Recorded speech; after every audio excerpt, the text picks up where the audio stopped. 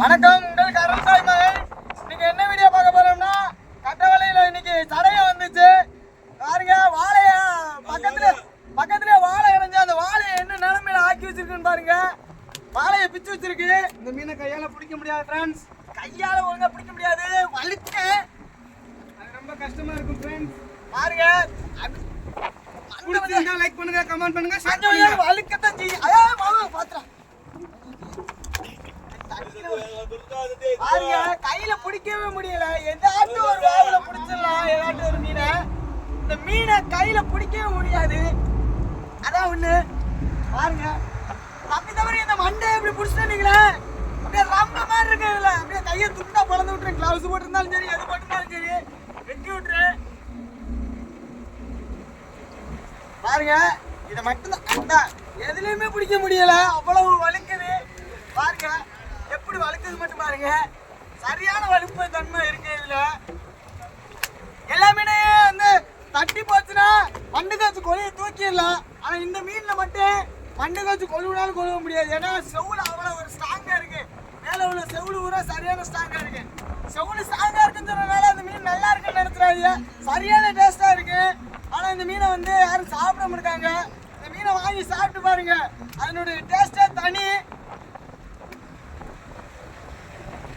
ஏன் சாப்பிட முடியப்பா? எதுக்கான சாப்பிட முடியாது? மாடல் அப்படி இருக்குல்லையா, அதனால அந்த மூஞ்சியை பாருங்க. இந்த மூஞ்சி இப்படி இருக்கிறதுனால இந்த மீனை வாங்கி சாப்பிட மாட்டாங்க. வேற ஒண்ணும் கிடையாது.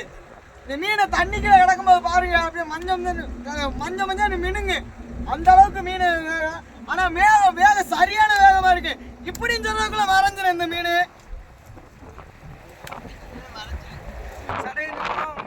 நீங்க கமெண்ட்ல சொல்லுங்க ஃப்ரெண்ட்ஸ்.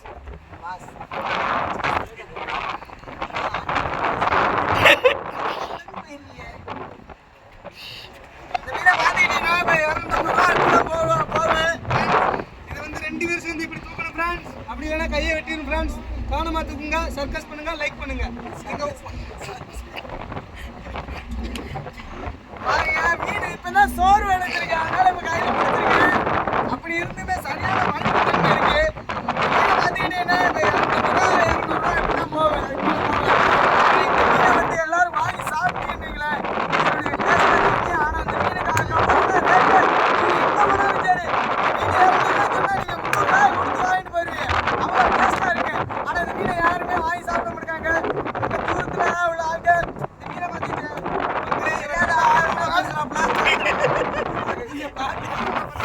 இவருக்கு இடுப்புல கை வச்சா கோவம் வரும். டக்குனு மீனை தூக்கிட்டு அடிச்சிருவாப்ல.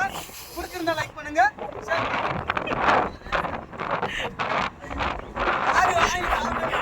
வாங்கி சாப்பிடுங்க. நாங்க எத்தனை நேரம் வாங்கி சரசு தின்னு பார்த்துருக்கோம். நீங்க ஒரு நாளைக்கு பாக்குறத இப்ப என்கிட்ட மட்டும் நீங்க பார்க்க முடியாது. ஆனா அவர் நிலைவாப்ல.